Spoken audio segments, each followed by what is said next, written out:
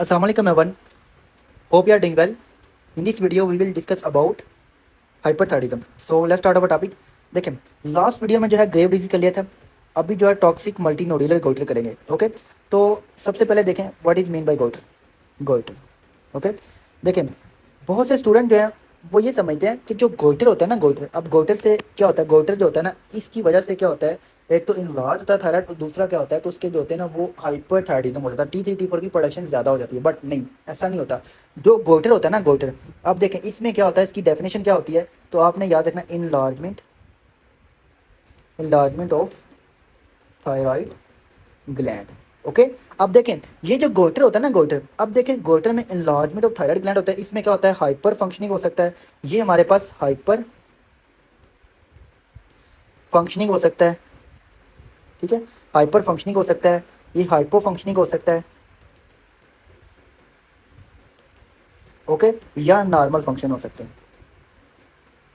Okay, means के hyper functioning होगा तो T3 T4 की प्रोडक्शन ज़्यादा होगी, हाइपो होगा तो T3 T4 की प्रोडक्शन होगी वो कम होगी, तो नॉर्मल होगा T3 T4 जो होंगे वो नॉर्मल फंक्शन, नॉर्मल प्रोड्यूस होंगे. ठीक है, T3 T4 जो होगा उसकी प्रोडक्शन होगी वो नॉर्मल होगी. तो ये होता है गोइटर. गोइटर जो होता है इनलार्जमेंट ऑफ थायराइड ग्लैंड होता है. मे भी जो थायराइड ग्लैंड इनलार्ज किया हुआ है वो या तो वो फंक्शन ज़्यादा कर रहा है या वो कम कर रहा है, तो या वो नॉर्मल कर रहा है. तो इसकी जो डेफिनेशन है तो आपने सिंपल याद रखनी है, enlargement of the thyroid gland. Okay, अब देखें जो गोइटर है ना, गोइटर ये हमारे पास कितने टाइप का होता है, तो ये भी आपने याद रखना है. ये यहाँ तो नोड्यूलर होता है या डिफ्यूज होता है. ओके, जो नोड्यूलर होता है ना इसमें क्या होता है, इसमें नोड बने होते हैं. देखें ये थायराइड है, फॉर एग्जांपल थायराइड ग्लैंड है. अब इसमें अंदर क्या होगा, नोड बने होंगे. ये फॉर एग्जांपल ये नोड्यूलर है, फॉर एग्जांपल एक नोड बना हुआ है, जैसे हम कहते हैं नोड्यूलर, या मल्टीपल हो सकता है. हमें दो हैं, दो से ज़्यादा है तो हम इसे कहते हैं मल्टी नोड्यूलर. ठीक है, ये मल्टी नोड्यूलर है. अगर एक है तो हम कहते हैं नोड है. ठीक है, नोड्यूलर है. अब देखें यहाँ पे क्या होता है, अगर डिफ्यूज की बात करें तो डिफ्यूज के अंदर क्या होता है, थायराइड जो होते हैं हमारे पास, थायराइड ग्लैंड डिफ्यूजली इनलार्ज किया होता है, डिफ्यूजली इनलार्ज किया होता है, डिफ्यूजली इनलार्ज किया होता है. इसे हम कहते हैं डिफ्यूज इन जो होता है हमारे पास गोइटर. ठीक है, जो नोड्यूलर होता है इसमें क्या होता है, नोड होते हैं इसके अंदर थायराइड ग्लैंड के कुछ कुछ ऐसे जो होते हैं हमारे पास, कुछ टिश्यू में टिश्यू बन जाता है इसके अंदर, जो जस्ट कुछ टिश्यू इनलार्ज किए होते हैं, बाकी नॉर्मल होते हैं, या वो हमारे पास नोड की एट्रॉफी हो जाती है. ठीक है, तो इसे हम कहते हैं नोड्यूलर गोइटर. इसमें नोड बने होते हैं, नोड बने होते हैं, नोड्यूल्स बने होते हैं, सॉरी नोड्यूल्स बने होते हैं. क्या होते हैं, नोड्यूल्स. तो ये आपने पॉइंट याद रखना है, नोड्यूलर और डिफ्यूज का जो होता है आपको डिफरेंस आना चाहिए. ओके, तो ये था हमारे पास जो होता है गोइटर. अब देखें, अब अभी हम जो है टॉक्सिक मल्टी नोड्यूलर गोइटर करते हैं. मल्टी नोड्यूलर गोइटर ये टॉक्सिक है. टॉक्सिक क्या से, क्या टॉक्सिक से आपने क्या समझना, जब भी टॉक्सिक का वर्ड आ जाए तो इट मीन कि ये जो गोइटर है, इसके जो है ये गोइटर जो हमारे पास इसके अंदर है थायराइड के अंदर, इसकी वजह से क्या हो रहा है, T3 T4 की जो प्रोडक्शन है वो ज़्यादा हो रही है. ठीक है, जिसकी वजह से बॉडी के अंदर T3 T4 का लेवल जो है वो ज़्यादा है, और ज़्यादा होने की वजह से क्या होता है, टॉक्सिसिटी हो रही है इसकी. ठीक है, तो टॉक्सिक मल्टी नोड्यूलर गोइटर. तो ये पॉइंट आपने याद रखना है. अब देखें ये होता क्या, इसकी रीजन क्या होती है, तो अब देखें इसमें होता क्या है कि इसमें हाइपर फंक्शनिंग फॉलिकल सेल्स होते हैं, distended by coil working independently of thyroid stimulating hormone. तो अब देखें इसमें होता क्या है कि कोई पर्सन होता है, फॉर एग्जांपल उसको आयोडीन की डेफिशिएंसी है. ठीक है, आयोडीन की डेफिशिएंसी वाला पर्सन है, तो अब क्या होगा, आयोडीन की डेफिशिएंसी होगी तो T3, देखो आयोडीन की डेफिशिएंसी है. ओके, आयोडीन की डेफिशिएंसी है, ये हमारे पास जो होता है ये ग्लैंड है, थायराइड ग्लैंड है. आयोडीन की डेफिशिएंसी की वजह से T3 T4 का लेवल, आपने ये कंसेप्ट समझना है, T3 T4 का लेवल जो है वो कम है. ओके, अब देखें T3 T4 का लेवल कम है तो ये जो होगा ये सिग्नल देगा, ये हमारे पास पॉजिटिव जो फीडबैक के थ्रू, फीडबैक नहीं जाएगा, नेगेटिव फीडबैक नहीं जाएगा किसको, पिट्यूटरी को. तो पिट्यूटरी का रिलीज करेगा थायराइड स्टिमुलेटिंग हार्मोन. ये पिट्यूटरी से रिलीज हो जाता है थायराइड स्टिमुलेटिंग हार्मोन. अब यही थायराइड स्टिमुलेटिंग जो हार्मोन है ये जाएगा और ये जाके क्या करेगा, ये जो थायराइड स्टिमुलेटिंग हार्मोन है यहाँ पर एक्ट करेगा, इसके रिसेप्टर लगे होते हैं. जब इसके ऊपर एक्ट करेगा तो अब क्या होगा, अब ये एक्ट करता जा रहा है, पीछे से आयोडीन है ही नहीं, आयोडीन का लेवल कम है, आयोडीन का लेवल जो है वो कम है. ठीक है, जब आयोडीन का लेवल कम है, थायराइड स्टिमुलेटिंग हार्मोन उसके ऊपर लगता जा रहा है, लेकिन T3 T4 की प्रोडक्शन नहीं हो रही क्योंकि आयोडीन कम है, आयोडीन से T3 T4 बनना है. तो अब होता क्या है कि एक टाइम ऐसा आता है कि कुछ इसके जो सेल्स होते हैं ना, कुछ इसके जो सेल्स होते हैं, लोकेशन ऐसी कुछ लोकेशन होती है जहाँ पे क्या होता है, थायराइड स्टिमुलेटिंग जो हार्मोन जो रिसेप्टर्स होते हैं ना, ये रिसेप्टर्स होते हैं यहाँ पे सेल के ऊपर जो लगे होते हैं, ये जो रिसेप्टर्स होते हैं ना, ये रिसेप्टर्स होते हैं, ये जो रिसेप्टर होते हैं ये इनकी हो जाती है म्यूटेशन. इनकी म्यूटेशन होने से क्या होता है, ये अब थायराइड स्टिमुलेटिंग हार्मोन के ऊपर डिपेंडेंट नहीं रहते. फॉर एग्जांपल ये पॉइंट है, ये डिपेंडेंट नहीं रहेगा. जब ये डिपेंडेंट नहीं रहेगा तो अब क्या होगा, अब जब भी डिपेंडेंट नहीं रहेगा तो ये जो भी इंसुलिन वगैरह, जो आयोडीन वगैरह आएगी, तो ये आयोडीन उसके ऊपर ही होगा, वो इसके ऊपर डिपेंडेंट नहीं होगा, थायराइड स्टिमुलेटिंग हार्मोन उसको रेगुलेट नहीं करेगा. तो वो क्या करेगा, वो इस पॉइंट को इधर इलाज कर लेगा. ठीक है, जहाँ पे उसको नहीं मिल रही, आयोडीन नहीं जा रही, जहाँ पे वो आयोडीन जो उसके डिपेंडेंट एरिया है, थायराइड स्टिमुलेटिंग हार्मोन वाला डिपेंडेंट एरिया है, वो उसकी एट्राफी हुई है, ठीक है, क्योंकि वहाँ से प्रोड्यूस ही नहीं हो रही, यहाँ से प्रोड्यूस होती जा रही है, प्रोड्यूस होती जा रही है। तो ये कुछ ऐसे जो होंगे हमारे पास वो नोड्यूल्स बन जाएंगे, जिसे हम कहते हैं टॉक्सिक मल्टी नोड्यूलर गोइटर, ठीक है। आपको ये कंसेप्ट अगर नहीं क्लियर हुआ तो आपने जो है कमेंट सेक्शन में लाजमी बता देना, ठीक है, मैं आपको एक बार इसको दोबारा रिपीट कर दूंगा, ठीक है। तो अब देखें यहाँ पे ये जो टॉक्सिक मल्टी नोड्यूलर गोइटर होता है, अब इसमें क्या होता है, इसके अंदर T3 T4 का प्रोडक्शन ज्यादा हो जाती है, ठीक है। और ये जो नोड्यूल्स हमारे पास होते हैं हॉट नोड्यूल होते हैं, हॉट नोड्यूल कहते हैं जब हम रेडियो आयोडीन अपटेक स्कैन करवाते हैं ना, रेडियो आयोडीन अपटेक जो स्कैन करवाते हैं उसमें क्या था, पहले हम रेडियो आयोडीन जो होता है वो देते हैं, उसके बाद हम उसको स्कैन करते हैं। तो जब इसका ये हम उसका अपटेक करवा के स्कैन लेते हैं तो वो जो नोड्यूल होते हैं ना, फॉर एग्जाम्पल ये हमारे पास यहाँ पे जो होता है एक्सरे उन्होंने जो होता है इसकी जो इमेजिंग है वो नहीं दी हुई, ठीक है। तो यहाँ पे जब हम देखते हैं तो वो जो नोड्यूल होता है वो ज्यादा उसको अपटेक कर लेता है आयोडीन को, जब आयोडीन को ज्यादा अपटेक करेगा तो वो जो होगा वो नोड्यूलर वो जो होगा ना वो उसकी वो ब्लैक सा एरिया होगा, ब्लैक एरिया होगा, ब्लैक एरिया, ये भी ब्लैक एरिया होगा, यहाँ भी ब्लैक एरिया होगा। तो यहाँ पे मल्टीपल नोड्यूल्स होंगे, नोड्यूल होंगे, और ये जो नोड्यूल होंगे इसे हम कहते हैं हॉट नोड्यूल। अब आपने ये पॉइंट समझना है, एक होता है कोल्ड नोड्यूल, एक होता है हमारे पास वार्म नोड्यूल, ठीक है, वार्म, और एक होता है हमारे पास हॉट नोड्यूल, ठीक है। जो कोल्ड नोड्यूल वो होता है कि यहाँ पे हमारे पास फॉर एग्जाम्पल ये देखें, ये मैं इसको कलरिंग से करता हूँ, यहाँ पे हमारे पास ये थायराइड ग्लैंड है, ठीक है। थायराइड ग्लैंड में ये एक ऐसा पॉइंट है, ये वाला पॉइंट, ये सारी बाकी जो होती है सारी इन्होंने अपटेक कर लिया है, और ये स्कैनिंग पे हमें ब्लैक सा एरिया नजर आ रहा है, ब्लैक सा एरिया। बट ये जो पॉइंट है, ये वाले दो पॉइंट या दो पॉइंट लिख लें, ये एक पॉइंट है, कोई भी पॉइंट एक है या दो पॉइंट, ठीक है, चलो एक पॉइंट ये वाला।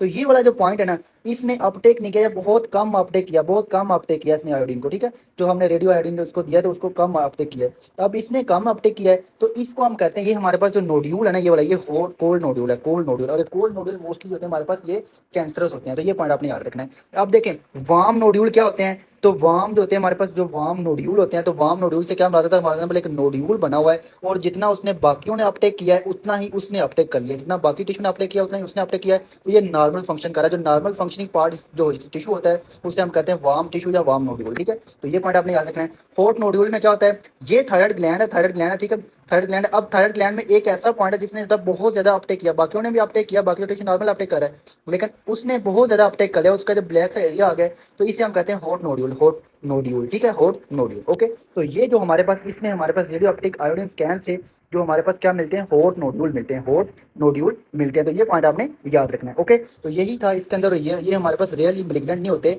जो हॉट नोड्यूल होते हैं वो मिलिग्नेंट नहीं होते, वो रियली मिलिग्नेंट होते हैं। तो यही था toxic multi nodular goitre, okay. Next क्या है, थायराइड स्टोम क्या आता है। तो कोई पेशेंट है, मैं आपको इसका ना मैं आपको केस बना के बताता हूँ। तो फॉर एग्जाम्पल एक पेशेंट है, वो पेशेंट पहले ही हाइपरथायराइडिज्म का पेशेंट है, वो क्या पेशेंट एक हाइपरथायराइडिज्म का पेशेंट है, इधर लिखते हैं हाइपर थायराइडिज्म का एक पेशेंट है, ठीक है। उसका T3 T4 का लेवल पहले ही ज्यादा है, उसके लिए वो क्या कर रहा है, वो मेडिकेशन ले रहा है, वो क्या ले रहा है, मेडिकेशन ले रहा है, ओके। उसकी मेडिकेशन क्या ले रहा है, वो हमें पता है कि वो जो था जो थायराइड जो उसकी मेडिकेशन कौन सी हो सकती है। तो मैंने आपको उस दिन बताया था इसमें जब मैंने फिजियो करवाई थी तो उसकी आप देखें, इसमें हमारे पास जो मेडिकेशन होती है प्रोपाइल थायरोग्लिसराल हो रही होती है, ठीक है, या मैथिमाजोल होती है, मै मैथी माजोल, ठीक है। तो ये इनमें से कोई ड्रग ले रहा है वो बंदा हाइपरथायराइडिज्म वाला। अब होता क्या है कि उस पेशेंट को स्ट्रेस वाली कंडीशन आती है, स्ट्रेस वाली कंडीशन लगती है, या वो डोज जो है वो मिस कर देता है, वो जो मेडिसिन है वो सही से ले नहीं रहा, तो उसने डोज जो है वो मिस कर दी, या उसको स्ट्रेस वाली ऐसी कंडीशन लगी जिसकी वजह से क्या हुआ, T3 T4 की, जब भी स्ट्रेस वाली कंडीशन होती है तो T3 T4 की प्रोडक्शन होती है ज्यादा हो जाती है। ये पहले ही T3 T4 का लेवल बॉडी के अंदर ज्यादा था, अब जो थायराइड है उसने और ज्यादा प्रोडक्शन करना शुरू कर दी। तो अब होता क्या है, अब क्या होता है कि T4 का जो लेवल होता है वो बहुत ज्यादा हो जाता है, बहुत ज्यादा होता है, बहुत ज्यादा होता है। जब वो बहुत ज्यादा होता है जिसकी वजह से क्या होता है, उसको सीवियर सिम्टम आना शुरू हो जाए, अक्यूट सीवियर सिम्टम आना शुरू हो जाए, तो हम उसे कहते हैं थायराइड स्टोम। बट ये इसका जो केस आएगा तो आपको इसी तरह से आएगा, एक पेशेंट है वो पहले ही उसको आपको बताएगा कि उसको हाइपरथायराइडिज्म वाला पेशेंट है, उसको सिम्टम बता देगा या वो बता देगा वो उसकी मेडिकेशन ले रहा है, ठीक है। तो वो उसको जो है अब उसको जो है वो अक्यूटली उसको जो है वो सिम्टम बताएगा। तो सिम्टम में क्या बताएगा, वो बताएगा उस पेशेंट को क्या होती है, एजिटेशन है, तो इसके जो सिम्टम्स है आपने वर्स कर देना, उसको बढ़ा देना है। उसको कहते हैं एजिटेशन होती है, डेलीरियम होती है, फीवर होता है। तो मैंने आपको बताया था इसको हीट इंटॉलरेंस होती है, पेशेंट को क्या होता है, जो भी हाइपरथायराइडिज्म वाला पेशेंट होता है उसको हीट इंटॉलरेंस होती है। हीट इंटॉलरेंस होती है। जब हीट इंटॉलरेंस है वो बंदे की मेटाबॉलिज्म बहुत ज़्यादा तेज़ हो गई है, बहुत ज़्यादा हो गई है। जब मेटाबॉलिज्म ज़्यादा होगी तो उसकी हीट जनरेट होगी, उसको क्या होगा, फीवर होगा, उसको डायरिया होता है। तो जब भी हाइपोथायराइडिज्म वाले पेशेंट को डायरिया होगा और वो पेशेंट एजिटेटेड, वो सीजर हो सकते हैं, कोमा में जा सकता है, ठीक है। और उसको जो था मैंने आपको बताया था कि टैकीकार्डिया होता है, टैकीकार्डिया होगा, ठीक है। तो ये इस तरह के फीचर के साथ पेशेंट आ जाए और अक्यूटली पेशेंट को ये सिम्टम्स आ रहे हो, ठीक है। तो थोड़े से टाइम में सिम्टम आए, उसको फीवर है, डायरिया है, कोमा में चला गया, या उसको टैकीकार्डिया तो हो रहा है, कोमा में चला गया, या डिलीरियम है पेशेंट को, एजिटेटेड है पेशेंट, जो होता है हाइपर एक्टिव है उसको जो होता है, ठीक है। तो इस तरह से पेशेंट हमारे पास प्रेजेंट करे तो इमरजेंसी में पेशेंट हमारे पास आएगा तो हम कहेंगे ये क्या, ये थायराइड स्टोन वाला पेशेंट है, ठीक है। अब इसका जो ट्रीटमेंट होता है, ट्रीटमेंट हमने किस तरह करना होता है, इसके अंदर हम ट्रीटमेंट करते हैं तो ट्रीटमेंट में हमने 4P से आपने याद रखना है, 4P से। तो देखें इसका जो 4P है, पहले आप ड्रग सुन लें फिर हम आपको इनका मैकेनिज्म बताता हूँ। तो ड्रग में हमारे पास क्या है, सबसे पहले प्रोपेनालोल है, बीटा ब्लॉकर हमने देनी होती है, प्रोपाइल थायरोयूरेसिल देते हैं, और ग्लूकोकॉर्टिकॉइड देते हैं, और पोटाशियम आयोडाइड देते हैं, ठीक है। तो ये जो ड्रग्स हैं चार, 4P से आपने इनको याद रखना है। तो ये ड्रग्स देते हैं। अब देखें इनका मैकेनिज्म ऑफ एक्शन क्या है, ये किस तरह से एक्ट करती हैं, तो ये मैं आपको बताता हूँ। यहाँ से आपको मैं जो था इसका फिजिक्स का जो टेबल बना हुआ उसमें आपको उससे आपको समझाता हूँ। यहाँ पे देखें हमारे पास, ये देखें, ये देखें, जो हम देंगे ना उसको बीटा ब्लॉकर, बीटा ब्लॉकर देते हैं उसको। बीटा ब्लॉकर एक तो अरिथमिया से प्रिवेंट करती है, कार्डियो प्रोटेक्टिव होती है, ठीक है, प्रिवेंट करेगी अरिथमिया से, ठीक है। उसके जो अरिथमियाज होंगे, प्रिवेंट अरिथमिया, ठीक है, प्रिवेंट करेगी अरिथमिया से, ठीक है, ओके, प्रिवेंट करेगी अरिथमिया से, ठीक है। तो एक तो ये पॉइंट याद रखना। दूसरा जो बीटा ब्लॉकर का और क्या फंक्शन होता है, ये जो बीटा ब्लॉकर होती है ना, ये जाती है हमारे पास यहाँ पे जाके, यहाँ से, ठीक है, यहाँ पे ये वाला एंजाइम होता है ना थायराइड, जो 5 प्राइम डी आयोडीनेज एंजाइम होता है, इस पे जाके एक्ट करती है और इस एंजाइम को इनहिबिट कर देती है। क्या करती है, इस एंजाइम को इनहिबिट कर देती है, इनहिबिट कर देती है, ठीक है, इनहिबिट कर देती है इस एंजाइम को। जब ये एंजाइम इनहिबिट हो जाएगा तो अब क्या होगा, T4 हमारे पास इनएक्टिव फॉर्म होती है, ये एक्टिव फॉर्म नहीं होती, ये इसने T3 में जाना था तो इसको T3 में कन्वर्ट नहीं होने देती, ठीक है। तो एक तो ये काम होगा। अब T3 जो इनएक्टिव फॉर्म होगी वो उसमें कन्वर्ट नहीं होगी, तो इससे क्या होगा, इससे सिम्टम्स होंगे उसके रिग्रेस हो जाएंगे। तो ये पॉइंट आपने याद रखना है, बीटा ब्लॉकर के दो फंक्शन होते हैं। उसके बाद और कौन सी ड्रग देते हैं, और हम ड्रग देते हैं प्रोपाइल थायरोयूरेसिल, प्रोपाइल थायरोयूरेसिल। अब ये जो प्रोपाइल थायरोयूरेसिल होती है, ये जो ड्रग होती है ये जाके एक्ट करती है कहाँ पे, ये जाके एक्ट करती है थायराइड परऑक्सीडेज पे, थायराइड परऑक्सीडेज पे। और ये भी यही ड्रग जाके एक्ट करती है इसी एंजाइम पे, 5 प्राइम डीआयोडीनेज पे। ये एक तो कन्वर्जन को कम कर रही है T4 से T3 की, दूसरी होती है टी हमारे पास T3 T4 की जो होती है T3 और T4 की जो प्रोडक्शन है उसको कम कर रही है, उसको कम कर रही है, प्रोडक्शन कम कर रही है। तो ये दो ड्रग्स होगी। उसके अलावा हमने देना होता है उसको स्टीरॉइड देने होते हैं, प्रोपेनोलोल हम उसको देना होता है, जो था ग्लूकोकॉर्टिकॉइड, प्रेडनिसोलोन देना होता है, प्रेडनिसोलोन। अब ये जो स्टीराइड है, इस स्टीराइड का क्या फंक्शन होता है, तो स्टीराइड भी इसी तरह ही काम करती है। स्टीराइड भी जाके, ये ड्रग होती है, ये ड्रग जाके इसी एंजाइम पे जाके वर्क करती है और ये T4 से T3 की कन्वर्जन को कम कर देती है, ठीक है। एक तो इसका ये फंक्शन होता है। दूसरा ये जो स्टीराइड हमारे पास ड्रग होती है, ये जो प्रेडनिसोलोन होती है, प्रेडनिसोलोन, ठीक है, ये ड्रग होती है, यहाँ पे T4 होता है, टी एक एंजाइम होता है 5D, पेंसिल को पता नहीं क्या हो जाता है, ठीक है। ये देखें यहाँ पे टी, देखें T4 ने जाना है T3 के अंदर, किसके अंदर, T3 के अंदर। यहाँ पे एक एंजाइम एक्ट करता है, वो क्या होता है, 5 प्राइम नहीं, 5D आयोडीनेज। इस एंजाइम को जाके एक्टिवेट कर देती है ये एंजाइम को। जब ये एंजाइम एक्टिवेट होगा तो अब ये T3 में कन्वर्ट नहीं करेगी, इसको हमारे पास रिवर्स T3 में कन्वर्ट कर देगी, किसके अंदर, रिवर्स T3 के अंदर, जो होगा T4 को। अब ये जो रिवर्स T3 होता है ये भी इनएक्टिव फॉर्म होती है, तो ये प्रेडनिसोलोन का ये भी फंक्शन होता है, ठीक है। तो हमारे पास कितनी हमने ड्रग दे दी, एक हमने ड्रग दे दी इसको जो थी बीटा ब्लॉकर दी हमने, ठीक है। बीटा ब्लॉकर में हमने देनी होती है उसको प्रोपेनोलोल देनी होती है, ठीक है। उसके अलावा प्रोपाइल थायरोयूरेसिल देनी होती है, प्रेडनिसोलोन देनी होती है, और उसके अलावा हमने इसको देना होता है पोटाशियम, एक और ड्रग देते हैं, वो मैं इधर लिखने लग रहा हूँ, ठीक है, इधर, ठीक है, potassium iodide, potassium, potassium iodide, ठीक है, पोटाशियम आयोडाइड देते हैं। तो अब ये जो पोटाशियम आयोडाइड होती है ये क्या करती है, ये जो ड्रग जाती है हमारे पास, ये ड्रग होती है हमारे पास वोल्फ चेकोफ इफेक्ट। तो आपने ये जो इफेक्ट है ये मैंने आपको फिजियो में डिटेल से पढ़ाया हुआ है, तो ये आपने फिजियो की वीडियो लाजमी देखनी है। तो उसके थ्रू क्या करती है, ये थायराइड पर ऑक्सीडेज को एंजाइम को इनहिबिट करती है। जब इसको इनहिबिट करेगी तो T3 T4 की प्रोडक्शन जो होगी वो कम हो जाएगी। तो इस तरह हमने 4 ड्रग देनी होती हैं। 4 हमारे पास कौन सी होती है, एक तो हमारे पास होती है बीटा ब्लॉकर, देखें एक हमारे पास क्या है, बीटा ब्लॉकर देते हैं, हमारे पास प्रोपाइल थराइजोसल देते हैं, प्रेडनिसोलोन देते हैं और पोटेशियम आयोडाइड देते हैं। तो ये हम थायराइड स्टोन के अंदर ये हमारे पास ट्रीटमेंट ऑप्शन होता है, ठीक है। तो ये पॉइंट्स आपने याद रखने हैं।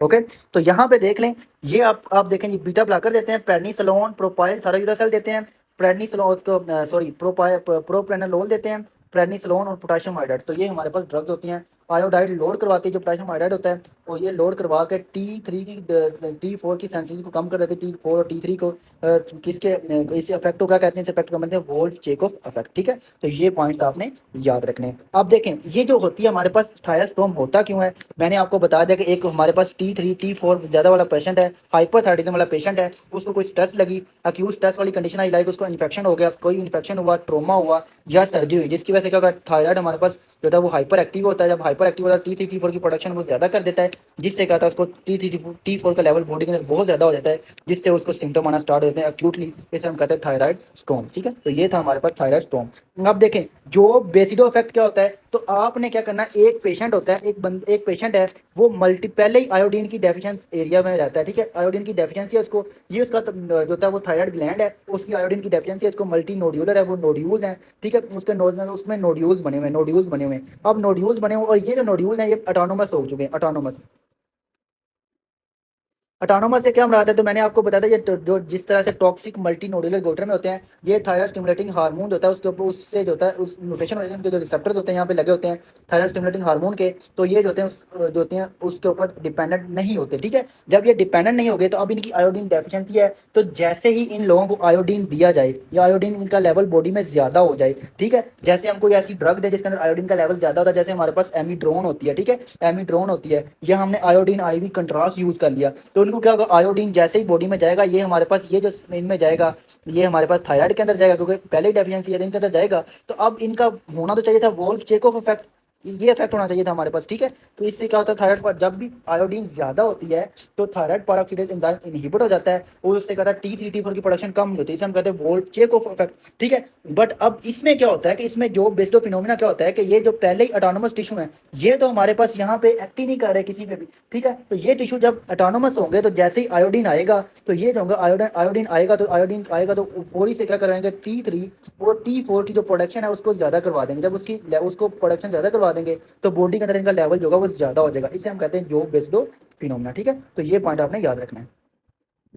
ओके, अब देखें इसमें क्या होता है, iodine induce hyperthyroidism, iodine induce hyperthyroidism होता है अगर व्हेन पेशेंट आयोडीन डेफिशिएंसी, जब पेशेंट को आयोडीन डेफिशिएंसी हो and partially autonomous thyroid tissue, autonomous thyroid tissue हो, ठीक है, ऑटोनोमस नोड्यूल हो। तो मैंने आपको बताया ये थायराइड है, तो इसके जो नोड्यूल है ऑटोनोमस होते हैं, थायराइड स्टिमुलेटिंग हार्मोन के ऊपर डिपेंडेंट नहीं होते, ठीक है, मेड इन आयोडीन रिप्लीट, ठीक है, can happen after iodine IV contrast amiodarone, amiodarone के अंदर आयोडीन होती है use opposite to Wolff Chaikoff effect. तो वोल्फ चेकोफ इफेक्ट से क्या होता है, जब भी आयोडीन आती है तो ये जो होता है हमारे पास T3 T4 के लेवल को कम कर देता है, प्रोडक्शन कम कर देता है। बट जो हमारे पास जॉब बेस्ड इफेक्ट होता है, जब भी आयोडीन आती है बॉडी के अंदर, इसके थ्रू क्या होता है, हमारे पास T3 T4 की जो प्रोडक्शन है वो ज़्यादा हो जाती है, ठीक है। तो ये दोनों एक दूसरे के ऑपोजिट काम करते हैं, तो ये आपने पॉइंट याद रखना, ओके।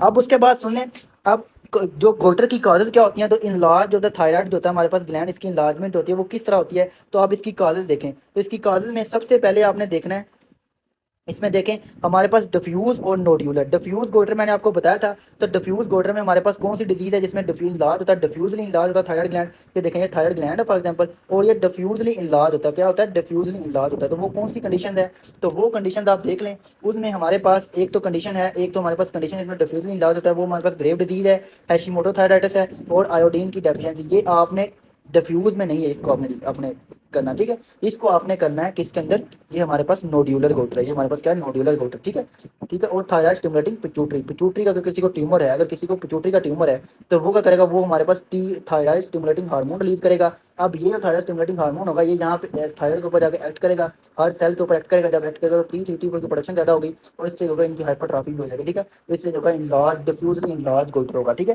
तो ये पॉइंट आपने याद रखना है, ये मैंने आपको सारी चीज़ें करवा दी हैं।